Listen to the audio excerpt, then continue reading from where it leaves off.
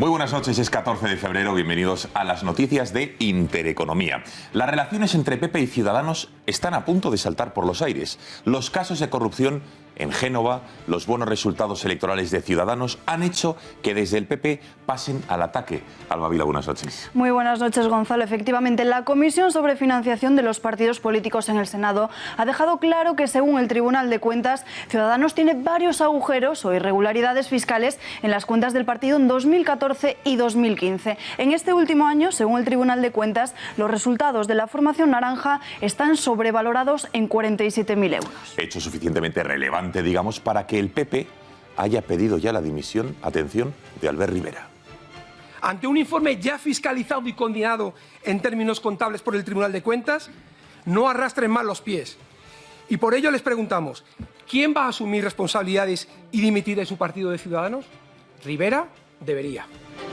Rivera debería. La guerra entre ambos partidos ya no es sutil ni soterrada, sino a tromba abierta. El PP necesita recuperar el terreno perdido en favor de Ciudadanos. Y no temblará a la hora de arremeter contra el partido de Rivera. Si Ciudadanos tiene irregularidades, que responda con todo lujo de detalles, entre otras cosas, por ser el azote de otros partidos por temas de corrupción. Aunque en ese sentido el PP debe tener cuidado, ya que a día de hoy es la formación con más casos de supuesta corrupción abiertos en los juzgados. Repasamos el resto de la actualidad en titulares.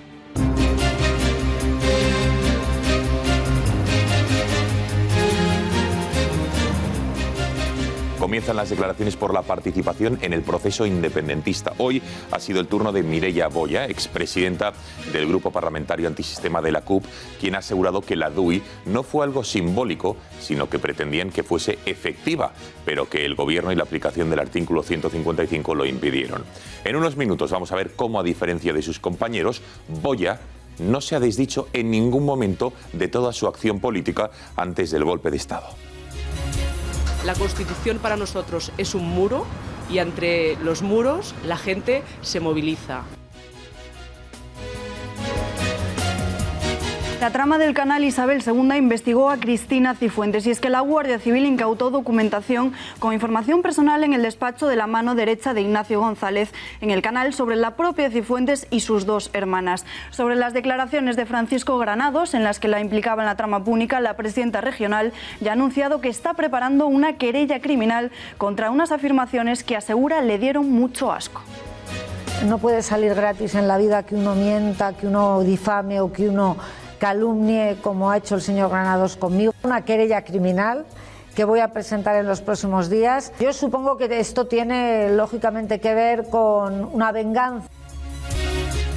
Continúan los escándalos sexuales en la ONG Oxfam Intermón. Voluntarios de 14 años han denunciado abusos en tiendas de Reino Unido por parte de compañeros de trabajo. Es más, 1 de cada 10 empleados asegura haber sido testigo o ser víctima de abusos sexuales. Se suma así a la polémica de que otros altos cargos de esta ONG pagaron a prostitutas, algunas menores, en Haití durante el devastador terremoto del año 2010, y además el presidente de la ONG ha sido detenido por supuesta corrupción. Oxfam registra 1.700 peticiones de baja en nuestro país. Hoy es 14 de febrero, día de San Valentín y miércoles de ceniza. Al final de este informativo les contaremos quién era Valentín, un sacerdote del año 270 a.C. y también inicio de Cuaresma. El Papa ha presidido la Santa Misa en Roma y el rito de bendición e imposición de las cenizas. En la homilía afirmaba que era tiempo perfecto para recibir la nueva, alegre y esperanzadora noticia de la Pascua del Señor.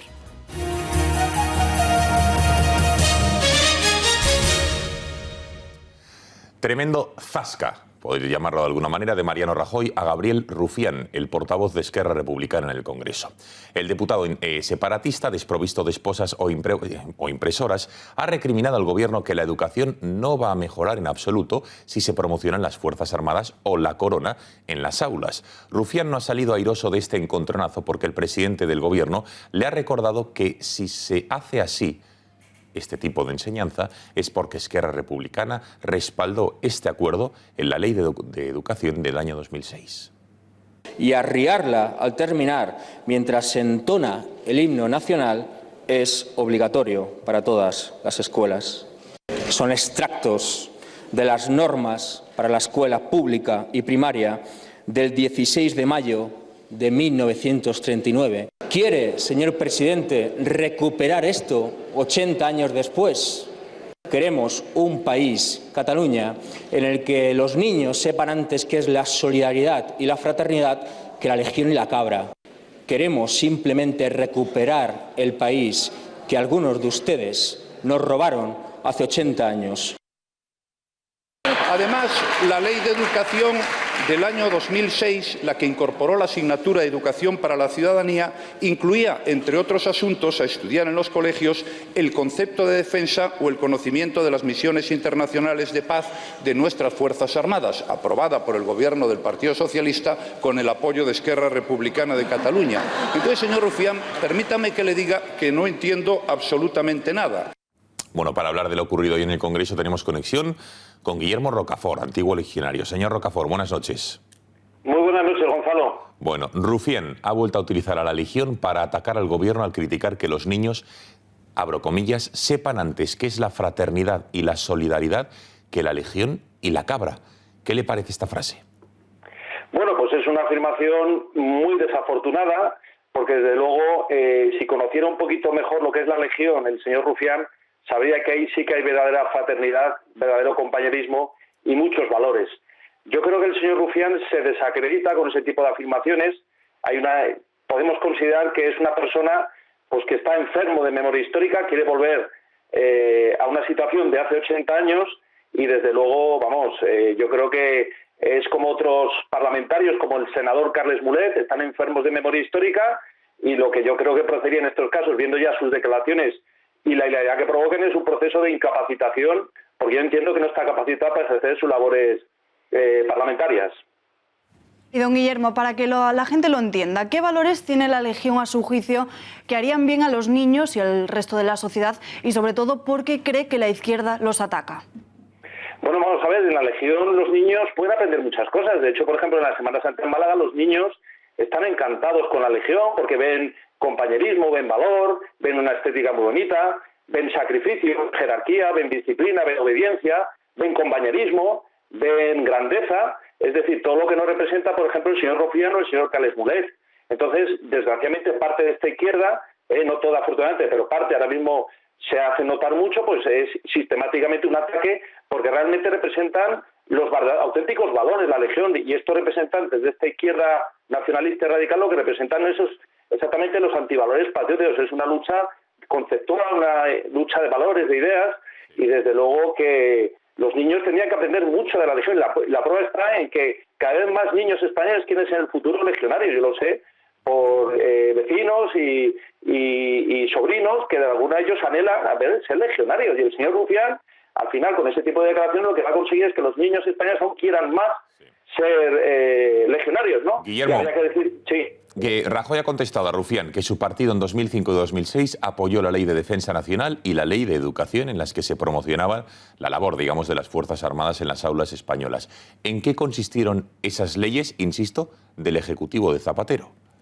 Bueno, fueron unas leyes que en aquella época Zapatero intentaron un poco defender la tarea del ejército pues desde el punto de vista de las misiones internacionales de paz, una especie de lavado de cara progre en cuanto a lo que era la función del ejército, que por encima de todo está la unidad nacional y la defensa de la integridad territorial, ¿no? Pero bueno, no dejó de ser un paso en el sentido de hacer llegar a los niños, a los alumnos españoles, efectivamente esa labor que realizan, que es muy meritoria en maniobras internacionales, operaciones internacionales de paz, pero desgraciadamente hay zonas de España, como por ejemplo en Navarra, en Cataluña, en Vascongadas, donde no se puede aplicar esos libros docentes. Por lo tanto, son leyes que fueron curiosamente aprobados por Esquerra Republicana de Cataluña, como bien ha dicho el presidente Rajoy, pero bueno, al fin y al cabo estos partidos nacionalistas no son más que mercaderes de sus votos y que apoyan a uno a otro según su propio interés. Desgraciadamente esas leyes no se ponen en práctica, sobre todo en las zonas tan importantes como son Cataluña, que hay que recordar que los primeros 400 legionarios fueron catalanes, ¿no? Entonces, bueno, eso lo tendrían que enseñar a los niños catalanes, que los 400 primeros legionarios españoles fueron catalanes. Eso sí que sería una buena lección. Guillermo. Sí. El reconocimiento de las Fuerzas Armadas entre la sociedad es altísima. Entonces, ¿cómo cree que se ha conseguido si desde los medios de comunicación progresista, desde los partidos de izquierdas, no se habla precisamente bien de ellos? Bueno, vamos a ver, las Fuerzas Armadas y todo el mundo que tiene que ver con el hecho militar sufren un ataque sistemático por parte de la mayoría de los medios de comunicación, principalmente los que están en manos de la izquierda ideológica. Por ejemplo, el señor Roures, que hoy parece que va a tener un horizonte penal bastante grave y sería muy positivo que entrara a la cárcel lo antes posible. O, por ejemplo, decir el Wyoming y tantos otros que hacen de sus programas televisivos cadenas que disfrutan de un oligopolio televisivo, hacen un constante ataque a las Fuerzas Armadas, y al final vemos que los resultados en términos de opinión pública, sobre todo entre los jóvenes y los españoles en general, son muy positivos. Habría que plantearse qué percepción tendría el ejército en el caso de que no existieran esos medios de comunicación sectarios. Es una percepción de adhesión absoluta, ¿no? Hacen un daño tremendo, fanatizan a la gente, fanatizan a muchos jóvenes, y lo único que hay que hacer efectivamente es, como igual que hacer con el señor Mulet o el señor Rufián, incapacitarles. Lo que habría que es prohibir en España radicalmente medios de comunicación que ataquen a las Fuerzas Armadas, como de forma sistemática hacen las cadenas de Roures y otras en España. Queda clarísimo. Guillermo Rocafort, muchísimas gracias por haber atendido a la llamada de este informativo y muy buenas noches. Muy buenas noches, muchas gracias. Más asuntos, porque esta mañana, como les decíamos, ha sido una mañana de encontronazos en la sesión del Pleno del Congreso. Desde la bancada de Ciudadanos, el portavoz parlamentario, Juan Carlos Girauta, ha echado en cara al Ejecutivo la relación que tiene íntima con el PNV, impulsando acuerdos como, por ejemplo, el cupo vasco y las mejoras y los privilegios. Sin embargo, la vicepresidenta Soraya Sáenz de Santamaría les ha reprochado también que se apoyen en ese partido para cambiar leyes populares. Ustedes le regalaron al PNV un cuponazo injusto y solidario a cambio del apoyo a unos presupuestos generales que tiene bloqueados el PNV porque resulta que no quiere desbloquearlos hasta que se acabe la aplicación de la medida constitucional del 155 en Cataluña. Este es el apoyo que el PNV da a la estabilidad de este país y así se lo pagan a ustedes con el cuponazo. Lo que me ha dicho a mí se lo dice al señor Nicolás de Miguel, que creo que es de su partido, que dice que su posición allí es un lastre. Pero también considera que cualquier cosa que se hable con el Partido Nacionalista Vasco es una concesión. Por tanto, explique a esta Cámara dos cuestiones. ¿Por qué se va a rebajar la Ley de Seguridad Ciudadana? Porque ustedes han apoyado una iniciativa del Partido Nacionalista Vasco para que se suavice. Joan Tardá y Gabriel Rufián han vuelto a hacer de las suyas. Otra vez más, casi la mitad de los diputados de Esquerra han abandonado el hemiciclo catalán el hemiciclo del Congreso de los Diputados en mitad de la sesión de control sin temer penalización alguna. Recordamos que hace unos días conocíamos como 3 de los diputados de este partido encabezan la lista de los que más se ausentan entre las votaciones del Congreso. Y es que además no tienen ninguna intención de devolver la parte que corresponde de su salario. No cumplir sus deberes como parlamentarios parece convertirse en una de sus rutinas favoritas.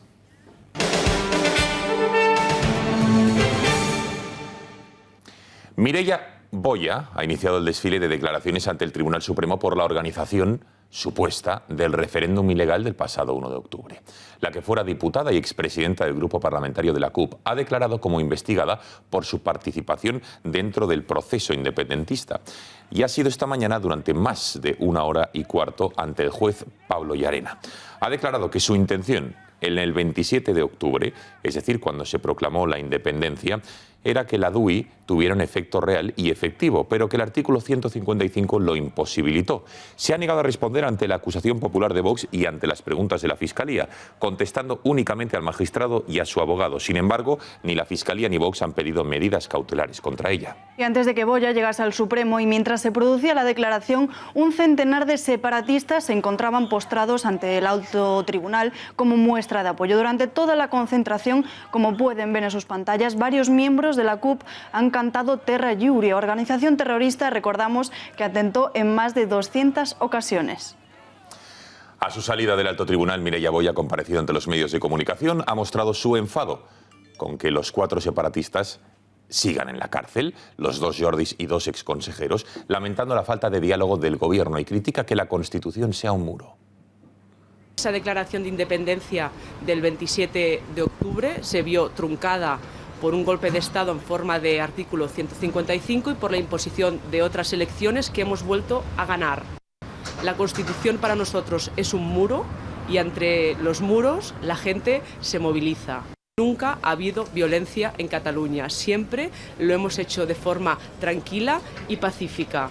Nos hemos mantenido en nuestro programa electoral, no hemos modificado ni una coma de nuestro compromiso político. Ha declarado que la declaración del 27 de septiembre, en efecto, no fue una declaración simbólica, porque en definitiva ella votó como parlamentaria con el convencimiento de que aquello que se votaba era lo que era y decía lo que decía. Es raro lo que ha hecho Boya a tenor de lo declarado ante Pablo Oriarena en el Tribunal Supremo por los otros independentistas, consejeros, presidentes de asociaciones independentistas, quienes en varias ocasiones, María Matos, buenas noches, han negado, a diferencia de lo de Boya, su papel, el papel que tuvieron en el referéndum y en el golpe de Estado. Buenas noches. Buenas noches, exactamente. Ha sido la única que se ha atrevido a decir, tanto en público como en privado, que lo que proclamaron en el Parlamento ese día 27 de octubre fue algo real, que no fue simbólico y que efectivamente tuvo validez para ellos. Es decir, que incurrieron en un delito al no cumplir con la resolución de la suspensión del Tribunal Constitucional. La única fiel a sus principios, porque como van a ver, todos los demás audios de los compañeros que hemos escuchado que declaraban ante el juez dicen lo contrario. Aseguran que la DUI fue simbólica. Vamos a comenzar por el expresidente de la Generalitat, Oriol Junqueras, que decía ante el juez, le vamos a escuchar cómo decía que la Constitución pues tenía muchas interpretaciones. Hay recorrido amplio incluso en el ámbito de la Constitución y de sus posibles interpretaciones. Es evidente que yo no comparto políticamente ni jurídicamente el 155, por poner un ejemplo, pero también es evidente que el hecho de que nos presentemos a las elecciones o nuestra actuación, el hecho de presentarnos a la audiencia cuando nos llamó, creo que también demuestra nuestra actitud en este sentido. Y ahora todos los independentistas encarcelados comienzan ya a pronunciar la palabra simbólica. Afirmaba el exconseller de Interior que fue una declaración exclusivamente política e incluso aseguraba que fue un error haber dicho todo lo contrario. Dije, no, presidente, siempre he dicho que era simbólica, que era una declaración política y exclusivamente política. Y sí que es verdad que hice estas declaraciones y, bueno, entre usted y yo, pues le digo que también recibí una queja por parte del gobierno porque no era esta la interpretación que yo había hecho, no era la correcta y por tanto fue un error mío. También el que fuera presidente de la ANC, Jordi Sánchez, en su declaración dice que la independencia no tuvo validez. El día 27 de septiembre no se vota para hacer una declaración mundial de independencia. Ese no es el recorrido, ese no es el camino. Eso lo dije yo, no hoy que estoy en Soto del Real. Es evidente que el día 27, creo que fue, el Parlamento de Cataluña aprobó una resolución que, como dijo la presidenta Forcadell, ni se publicó, o sea, que tuvo la validez que tuvo. Su compañero, líder de Òmnium Cultural, Jordi Cuixart, aseguraba incluso que el referéndum del 1 de octubre era también simbólico.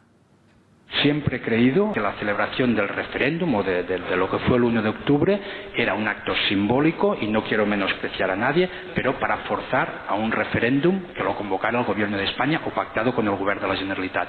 Y por último, quien tan solo ha tenido que pasar una noche en la cárcel, la expresidenta del Parlamento, Carme Forcadell, por supuesto, aseguraba que en el Parlamento no se había registrado y que no se había votado nada, que fue una declaración simbólica y política. Entonces, si no le importa explicar qué es lo que se hizo con ese texto. Pues fue una declaración política, señoría. Una declaración política de los diputados y diputadas como representantes de los ciudadanos. Pero es una declaración política como tantas otras muchas han habido en el Parlamento, sí, pero no se inició ningún trámite parlamentario.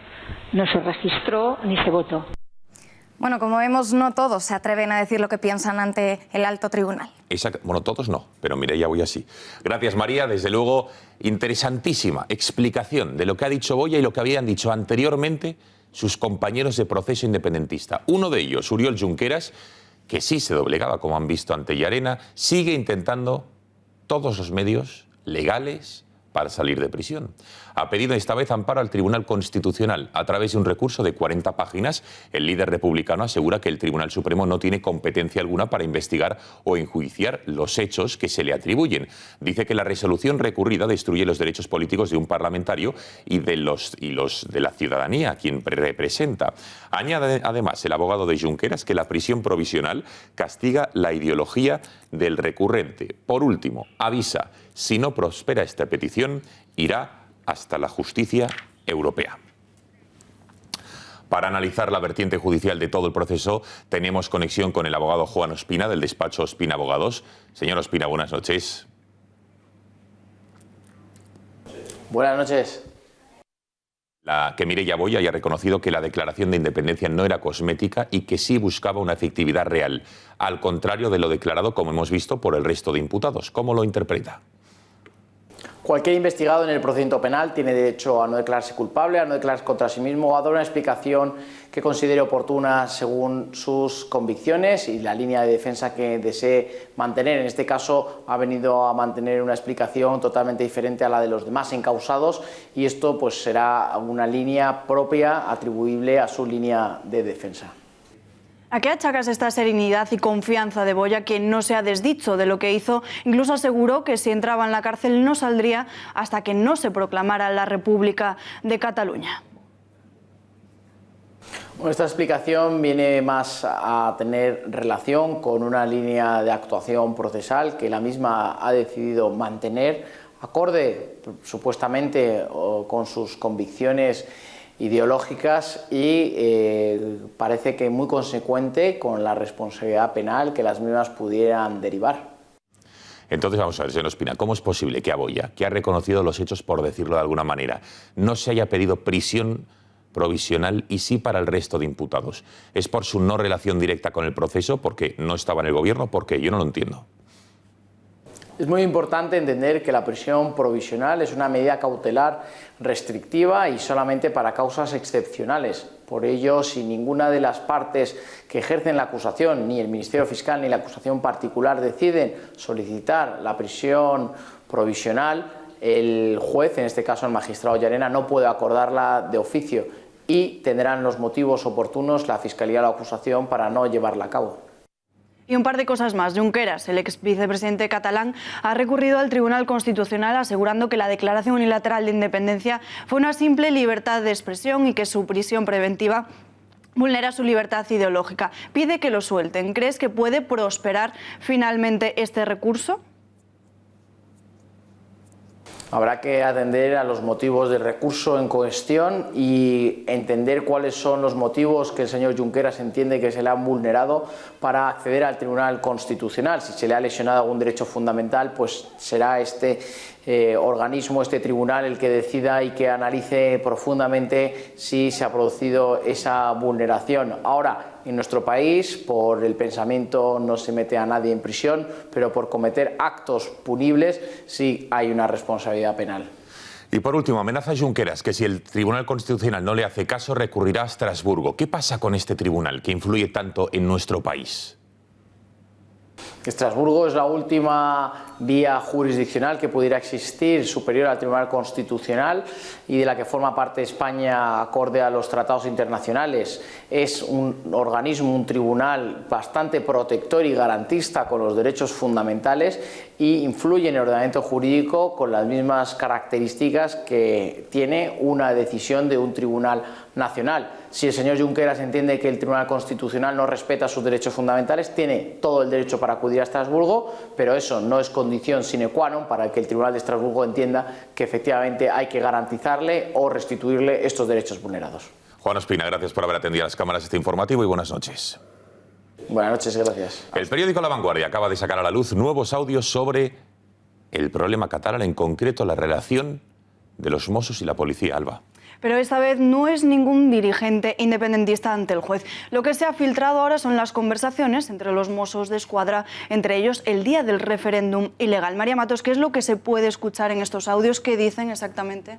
Pues son unas grabaciones que evidencian la inacción de los Mossos frente a esa votación ilegal. Vamos a escuchar las comunicaciones de varios agentes del Cuerpo Autonómico Catalán con su central. Unas conversaciones que tienen lugar a lo largo de todo el día 1 de octubre. Por ejemplo, en un primer momento, a primera hora de la mañana, se escuchaba cómo los Mossos están enfrente de un colegio electoral que se ha blindado frente a la policía. Dicen que les es imposible entrar y que la gente que está dentro pretende constituir las mesas de votación. Miri, l'informo a l'Institut està tancat amb clau i a l'interior unes 300 persones, actitud pacífica i festiva, no podem accedir. L'informo també que hi ha menors a l'interior Sí, 91, li deia. Tenim un 35 d'aproximadament 40-50 persones, de persona anestètica antisistema, amb Torres i Bages, sentit comissaria. L'afluència de gent comença a ser gran i han tallat via. Fora dues persones i estan demanant per president de taula per tal de constituir les taules. A lo largo de la mañana, los Mossos avisan de la presencia de furgonetas de la Policía Nacional, de que comienzan las cargas y de que a un hombre le han pisado la mano. También se escucha como un mosso denuncia que los independentistas allí reunidos están comenzando a gritar y a insultar a la policía. En ese momento llegan las instrucciones para los Mossos: auxiliar a los heridos y aconsejarles. Pero no se escucha nada de ayudar a la policía o de impedir el referéndum. Sí, sisplau, prioritat al punt 7. Acaben d'arribar com 6 furgonetes de CNP antidisturbis. S'estan apropant al polític. Estan carregant. Contal 0. Aviam si poden enviar una altra ambulància aquí al punt 157. Tenim una persona que li han trepitjat la mà. Un home d'uns 80 anys que manifesta molt de dolor. Puntal 0 del 91, fora del 93. Comencen a treure la gent per la força de la força. Comencen a treure la gent per la força de la força. I no podem accedir nosaltres a apropar-nos, estem veient des de fora. Estan carregant. 0 a 160, 9 furgones de CNP al lloc ara mateix. La gent comença a cridar i a insultar. Per tots els efectius d'aquí de Sant Andreu. En cas de càrrega de Cos Nacional de Policia, la nostra tasca és auxiliar a les persones ferides i donar consell a les persones que es troben a les inmediacions. Bueno, lo acabamos de escuchar, lo vamos a volver a escuchar en los siguientes audios. Las órdenes de los Mossos son de no intervenir. Es decir, estos audios prueban que la figura de la Policía Autonómica Catalana permaneció pasiva ante el 1 de octubre y que no trató de evitarlo.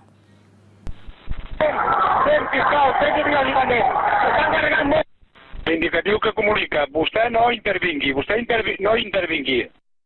Estos audios demuestran también que la Policía Autonómica Catalana pues no se coordinó ni con la Policía Nacional ni con la Guardia Civil. Muchas gracias, María. Y a propósito del 1 de octubre, la que fuera vicepresidenta del grupo parlamentario de la CUP ha denunciado que los agentes salieron a la calle vestidos de paisanos a cazar separatistas. De hecho, hay vídeos y fotografías. Creo que recordar que fue en Calella. Calella es uno de los sitios donde estaban alojados parte de estos efectivos que se enviaron de forma extraordinaria, y hubo una noche en que policías de paisano salieron con porras extensibles a dar caza a independentistas que estaban en la calle. Y hubo otro incidente que también me parece denigrable para alguien que trabaja en cualquier cuerpo de policía.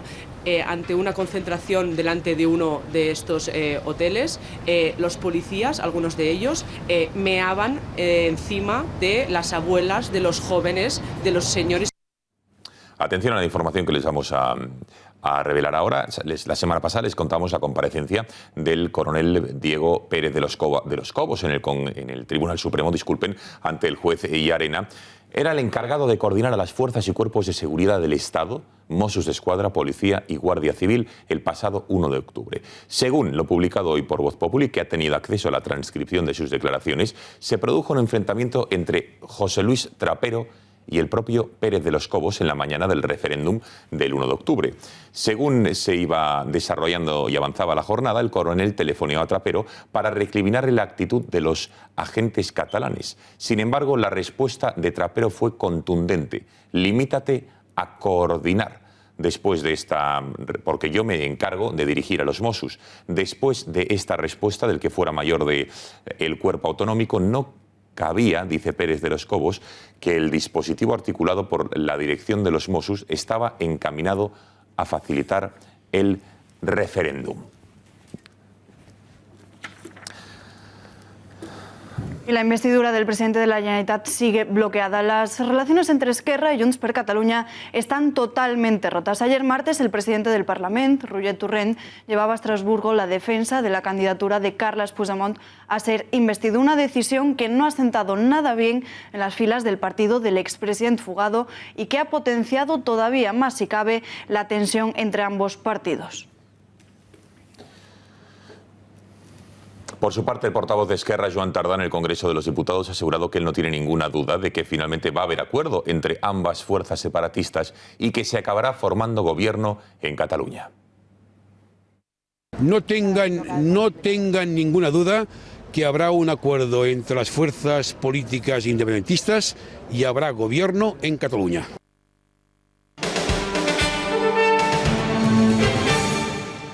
Abrimos páginas sobre corrupción. Ayer Luis Bárcenas declaraba en el juzgado por la trama valenciana del caso Gürtel. Confirmaba la financiación irregular en el PP de Valencia, al menos la versión de Ricardo Costa, y así seguía la misma declaración que el exsecretario general de la formación regional mantuvo ante el juez hace un par de semanas.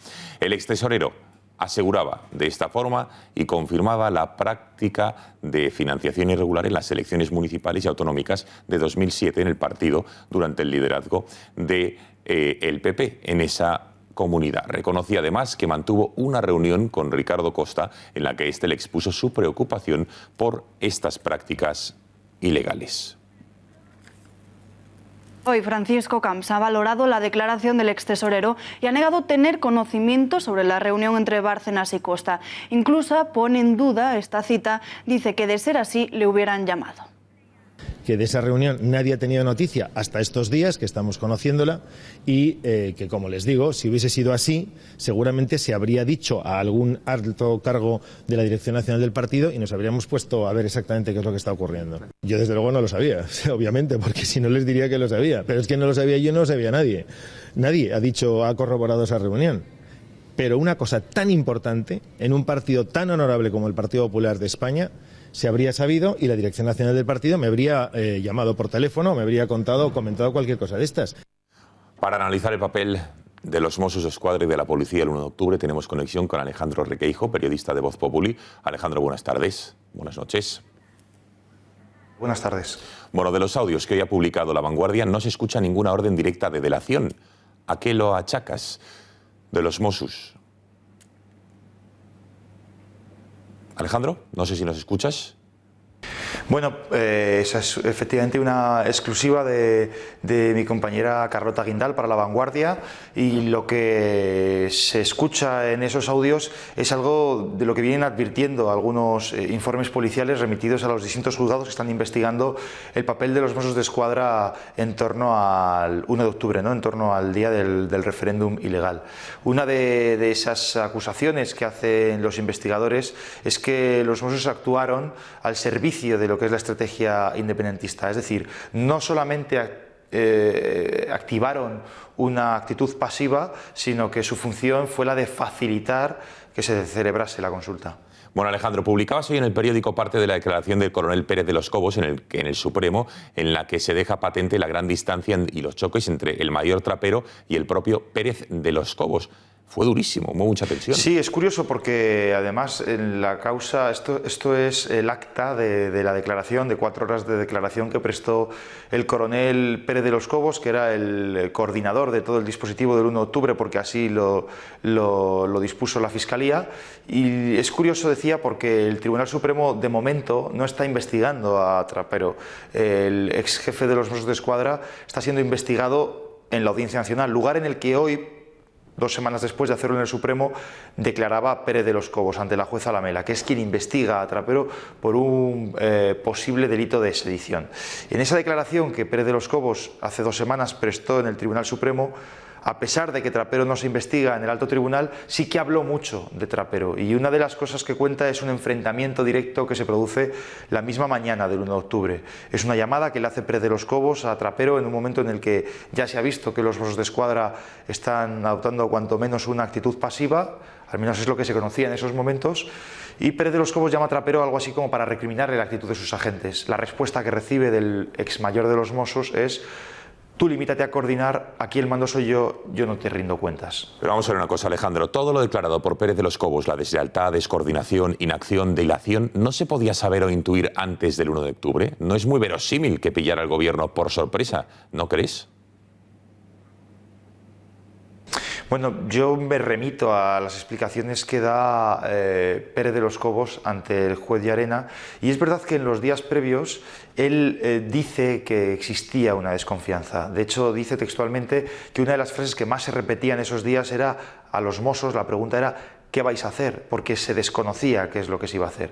En ese sentido, cobra vital importancia una reunión que se produce pocos días antes de la celebración del referéndum, que es una junta de seguridad que convoca Carles Puigdemont y a la que asiste además el ex conseller de Interior, actualmente en prisión, Joaquín Forn, y Josep Luis Trapero por parte de los Mossos. Y por parte del Ministerio del Interior están Diego Pérez de los Cobos, el coronel, y está el secretario de Estado de Seguridad. En esa reunión, Forn lo que dice es que va a haber muchísima gente en la calle ese día y que por tanto una intervención policial podría generar escenarios de violencia. Ante eso lo que le contestan es, bueno, pues ustedes desconvoquen el referéndum si lo que les da miedo es la posible violencia, ¿no?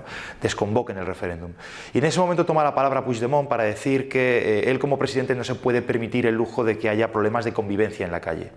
A lo que, según dijo Pérez de los Cobos, lo que se le contestó es: el cumplimiento de la ley está por encima de la convivencia. Entonces, eso sumado a la desconfianza que había y a los recelos y las objeciones que, según dice Pérez de los Cobos, ponía Trapero en todas las reuniones que había con Fiscalía para prever el dispositivo, hace pensar que, pese a que Pérez de los Cobos dice que no tenía razones para no creerse a los Mossos, había un clima evidente de desconfianza. Queda clarísimo. Alejandro Requeijo, gracias por haber atendido a las cámaras este informativo y muy buenas noches.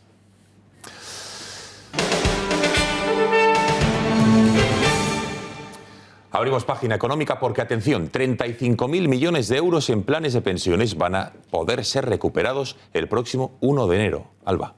Así es, el Consejo de Ministros aprobó el pasado viernes un Real Decreto por el que toda aquella persona que tenga un plan de pensiones privado pueda retirar todo lo que ha aportado hasta ese momento. Eso sí, siempre y cuando la antigüedad sea de 10 años o más.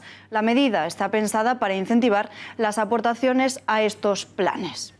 Y tras esta reforma del Gobierno, ¿cómo se quedan ahora los planes de pensiones? Fátima García Manzano, muy buenas noches. Cuéntanos cuáles son esos cambios. Buenas noches, Alba. Pues como su propio nombre indica, los planes de pensiones están pensados para poder ahorrar dinero y así tener un dinero extra con el que completar la pensión de jubilación. Sin embargo, con la nueva reforma aprobada por el Gobierno, los términos cambian en dos aspectos claves. Vamos a ver el primero. Cuando se creó este producto de inversión en los años 80, la única forma que tenía la persona en concreto de conseguir su dinero era alcanzando la edad del retiro. Pero después se han ido añadiendo estos tres nuevos supuestos, por los que el inversor también podía tener acceso a su dinero si la persona en cuestión llevaba mucho tiempo en paro, en el caso de que tuviera una amenaza seria de desahucio de su vivienda habitual o en caso de enfermedad grave. Pero ahora ya no.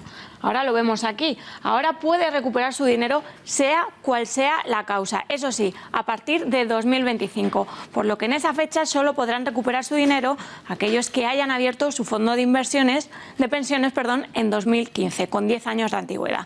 ¿Y a quién va a afectar este cambio? Pues a los 8 millones de personas que en este momento cuentan con un plan privado y que ahora gozarán de una rebaja en las comisiones que tienen que pagar a sus bancos por este dinero. La rebaja la vemos aquí. Es la siguiente. La comisión en renta fija pasará de un 1,5 a un 0,85%. En renta fija mixta lo vemos del 1,5 al 1,3, mientras que la comisión por renta variable se mantendrá estable en un 1,5%. Muchísimas gracias, Fátima. Queda clarísimo, esta es la reforma, los planes que tiene el Gobierno. Pero atención, porque esto sí que es grave. La nueva ley hipotecaria que está preparando el ministro de Economía, Luis de Guindos, se somete mañana jueves a las enmiendas a la totalidad en el Congreso de los Diputados. Y ojo, porque esta propuesta del Gobierno amplía el límite de los bancos a la hora de ejecutar una hipoteca, facilita la conversión del préstamo con interés variable a fijo y obliga a la entidad a comunicarle en detalle todo tipo de cláusulas al cliente. Sin embargo, la iniciativa del Gobierno tiene algunos puntos negros que empeoran las condiciones para los hipotecados.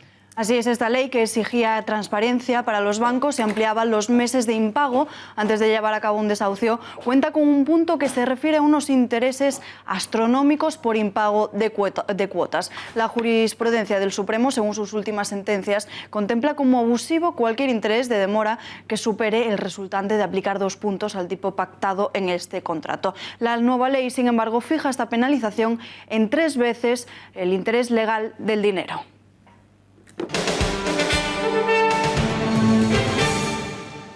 Cambiamos de asunto. Esta mañana el PP ha registrado en el Congreso de los Diputados un texto alternativo a la ley contra la discriminación del colectivo LGTBI que propuso hace unos meses Unidos Podemos.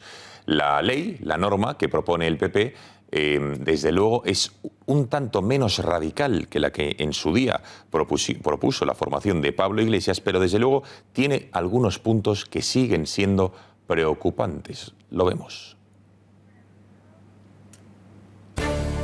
El PP plantea por primera vez una legislación LGTBI. Una ley de carácter nacional contra la discriminación por razón de sexo de lesbianas, gays, bisexuales, transexuales e intersexuales.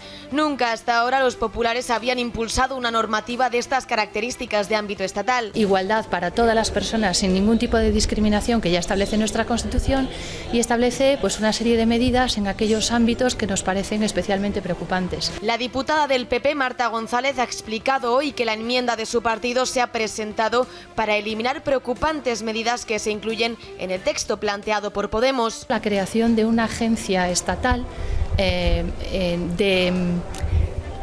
para la lucha contra la discriminación, que sería la encargada de amonestar. A multas de hasta 48.000 euros podrán enfrentarse quienes sean denunciados por esta agencia en materia de discriminación. La decisión de ir más allá y proponer una ley propia fue de la secretaria general del PP y ministra de Defensa, María Dolores de Cospedal. Esto supone que el Congreso debatirá probablemente la próxima semana el texto que impulsa hoy el PP. Para analizar esta nueva ley tenemos conexión con Alicia Rubio, autora del libro Cuando nos prohibieron ser mujeres y os persiguieron por ser hombres. Alicia, buenas noches. Hola, muy buenas noches. Bueno, hemos pasado de la ley mordaza, claramente, de Podemos, que presentó en septiembre, a un proyecto propio que ha presentado el PP.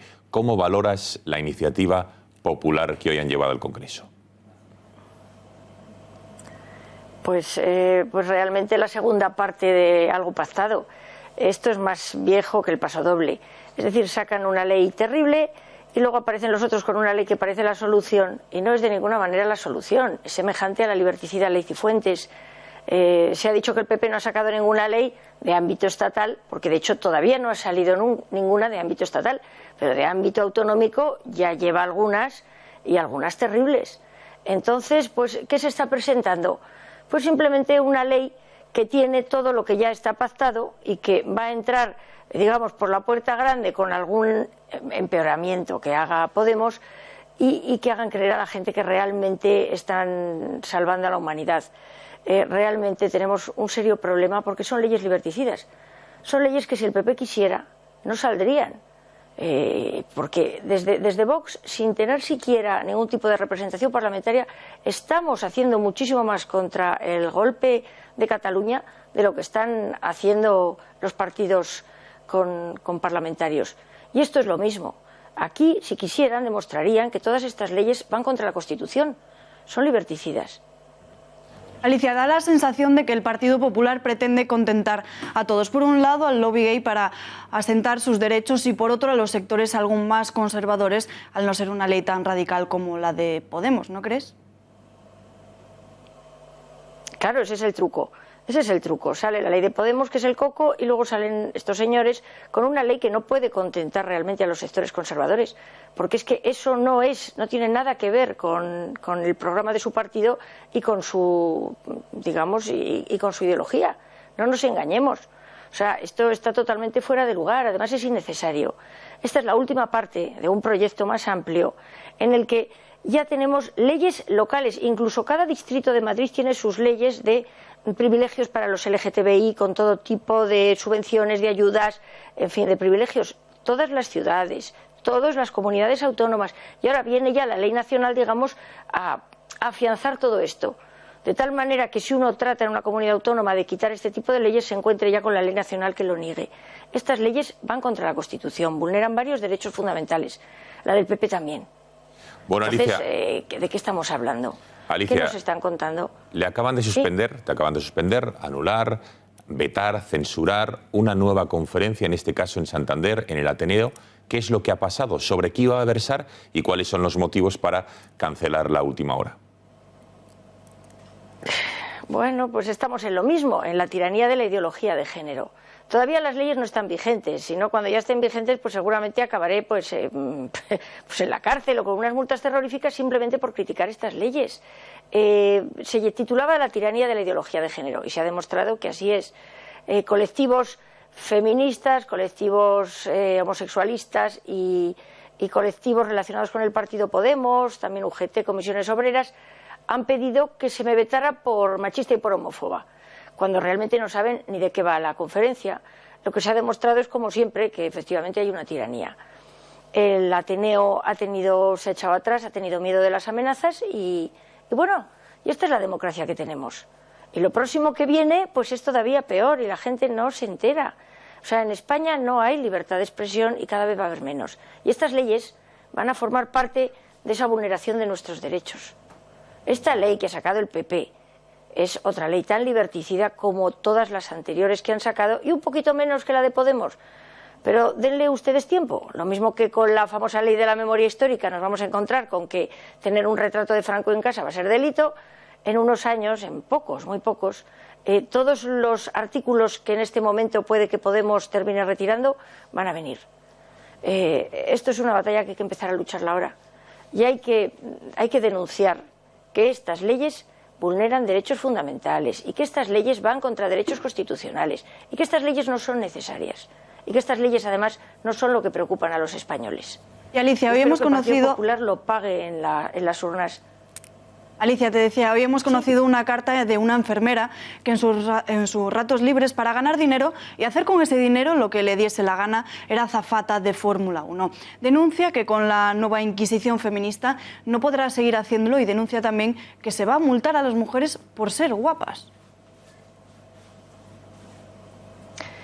Claro, es que estamos yendo a eso. Es decir, esto es una ideología con tantísimos agujeros y con tantísimas contradicciones que una concejala de Cádiz ha salido prácticamente desnuda a quejarse de la cosificación de la mujer y estas señoritas que son guapas y salen bien vestidas, resulta que cosifican a la mujer. Es decir, aquí se hace lo que las feministas quieren y las feministas no saben ni siquiera lo que quieren. Lo que sí que parece es que odian a la mujer guapa. O sea, Esto es un auténtico contrasentido y comprendo que esa enfermera esté enfadada, se está ganando honradamente la vida y de repente vienen unos colectivos victimizadores, victimizados, mentirosos, que además lo único que buscan son sus propios intereses a estropearle la vida. O sea, es tremendo. Más cuestiones, señora Rubio. En el pregón, por ejemplo, quiero que nos lo valore, del Carnaval de Santiago, se ha hablado textualmente de los huevos del apóstol, llamando puta a la Virgen, y dijo que la Pilarica le hacía una felación al santo. Y disculpen lo que acabo de reproducir, pero tengo que abrir y cerrar comillas. ¿Hasta dónde va a llegar la falta de respeto y la ofensa a los creyentes y los ataques a la fe cristiana? Me parece vergonzoso, me parece una manera de ofender a la gente sin ningún sentido, sin ninguna educación, sin ningún respeto y ni siquiera sin arte, sin gracia, sin gusto, una cosa zafia. Y comprendo que muchísima gente se haya sentido ofendida. Ese es el problema, que hay libertad de expresión para estas burradas y no hay libertad de expresión para decir lo que iba a decir yo, que es que nos están vulnerando derechos fundamentales. En la conferencia se ha vulnerado mi derecho a la libertad de expresión y ¿yo qué voy a contar? Que se nos vulneran derechos fundamentales, que hay muchísimo dinero público en esto, que hay muchísima gente y muchísimos puestos públicos que viven de estos cuentos, y ahora esta nueva ley va a sacar también nuevos observatorios, LGTBI, todo esto, y que la clase media estamos cada vez más arruinada, que es que no damos abasto a pagar impuestos para pagar a todos estos sinvergüenzas y a todos estos vividores. Vamos, es que es todo lo mismo. La libertad de expresión de este señor choca frontalmente con el derecho a no ser ofendidos de unas personas creyentes. Y sin embargo han tenido que soportar lo insoportable. Yo no me meto con ningún colectivo, me limito a denunciar. Y sin embargo la libertad de expresión para mí no existe. Vamos a ver qué está pasando aquí, y creo que muchísima gente tenía que dar un paso al frente. Para empezar, el Ateneo de Santander. El Ateneo de Santander debería empezar a pensar si su libertad puede venderse por los 6.000 o no sé cuántos euros que le dan de subvención, y que es lo que posiblemente le ha hecho echarse atrás. Creo que toda España tiene que empezar a pensar que estamos perdiendo muchísimo.